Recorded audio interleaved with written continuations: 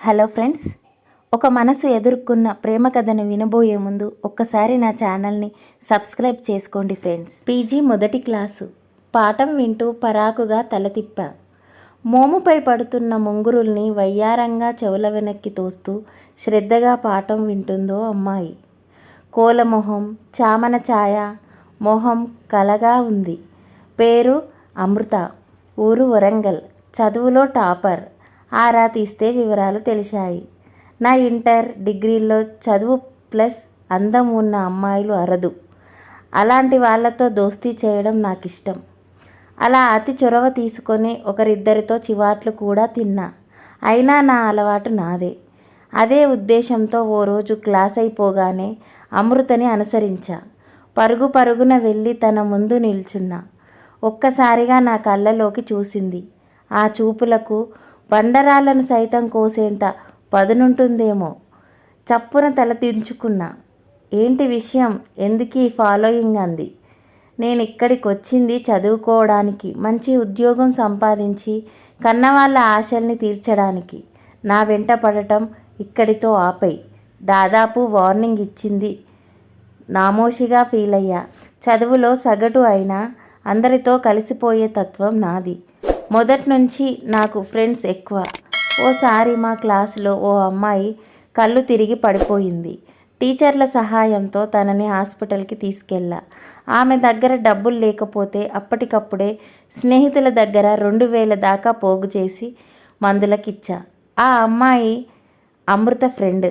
ఆ సంఘటనతో అమృతకి నాపై ఉన్న అభిప్రాయం మారింది. రాత్రి భోంచేస్తుండగా ఫోన్ చేసింది. థ్యాంక్స్ శ్రీను, నువ్వు లేకపోతే పాపం దాని పరిస్థితి ఏమయ్యేదో అంటూ మాట కలిపింది. అది మొదలు అప్పుడప్పుడు యోగక్షేమాలు కనుక్కోవడం, సబ్జెక్టులో సందేహాలు తీర్చుకోవడం, కలిసి క్లాసుకెళ్ళడం మామూలైపోయింది. అమృతది ఎవరినీ నొప్పించని మనస్తత్వం. సాయానికి ముందుండేది. పైగా చదువుల తల్లి.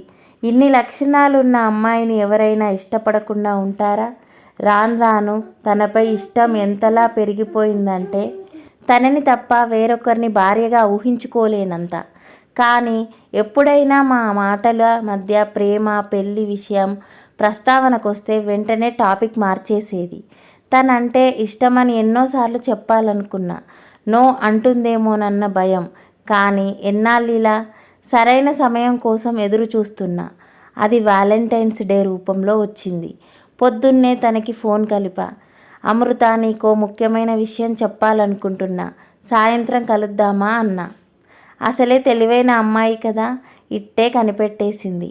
ఐ లవ్ యూ చెబుతావేమో, అదైతే మనం కలవాల్సిన అవసరం లేదు శ్రీను అంది. కన్నీళ్ళొక్కటే తక్కువ నాకు.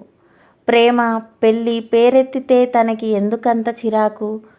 అమృత ఫ్రెండ్ని అడిగా. 5 ఏళ్ల కిందట అమృత వాళ్ళ అక్క ప్రేమించిన అబ్బాయితో వెళ్ళిపోయింది. దాన్ని అవమానంగా భావించిన వాళ్ళ నాన్న ఆత్మహత్యాయత్నం చేశారు. ఆ సంఘటన అమృత కుటుంబంపై తీవ్ర ప్రభావం చూపింది. అందుకే తనకి ప్రేమంటే పడదు. అసలు విషయం చెప్పింది. ఆ మాటలతో నా గుండె బరువెక్కింది. ఏదేమైనా అమృతని వదులుకోవడం నాకు ఇష్టం లేదు. ఎలాగని ఆలోచిస్తుండగానే ఫైనల్ ఇయర్ సెమిస్టర్స్ పరీక్షలు వచ్చేశాయి. ఫేర్వెల్ పార్టీ రోజు అమృత, ప్లీజ్ ఒక్కసారి నా గురించి ఆలోచించవా అని వేడుకున్నా. చెమ్మగిల్లిన కళ్ళతో అక్కడి నుంచి పరిగెత్తికెళ్ళింది. నేనంటే తనకి తప్పకుండా ప్రేమ ఉందని అర్థమైంది. ఎలాగైనా తనని దక్కించుకోవాలనుకున్నా. సీన్ కట్ చేస్తే ఒకప్పటి క్లాస్మేట్స్ని ఇప్పుడు మేం భార్యాభర్తలం. పెళ్ళై 6 నెలలు దాటింది. ఇదంతా మా బావ చలువ.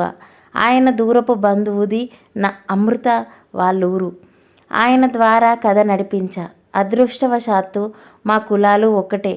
నాకు మంచి ఉద్యోగం ఉంది. కట్నం పట్టింపులు లేవని చెప్పా. వంక పెట్టడానికి ఏం లేదు. పెళ్లి చూపులకు రమ్మన్నారు. నన్ను చూడగానే తను కళ్ళింతలు చేసుకుంది. సిగ్గుల మొగ్గై మురిసిపోయింది. ఆపై 3 ముళ్ళు 7 అడుగులు. ఒకప్పటి నా ఇష్టసఖి నా ఇంటి వెలుగైంది. జీవితం సంతోషంగా గడిచిపోతోంది. ఫ్రెండ్స్, మీ జీవితంలో ఎదురైన ప్రేమ కథని, మీ అనుభవాలని మాతో పంచుకోవాలనుకుంటే మీ ప్రేమ కథని పేపర్ మీద రాసి స్క్రీన్ మీద కనిపిస్తున్న వాట్సాప్ నెంబర్కి సెండ్ చేయండి. మీ అనుభవాలను, ప్రేమ కథలను మేము వినిపిస్తాము. Thank you for watching. ఇలాంటి మరిన్ని రియల్ స్టోరీస్ వినాలనుకుంటే నా ఛానల్ని సబ్స్క్రైబ్ చేయండి, షేర్ చేయండి, లైక్ చేయండి. Thank you for watching.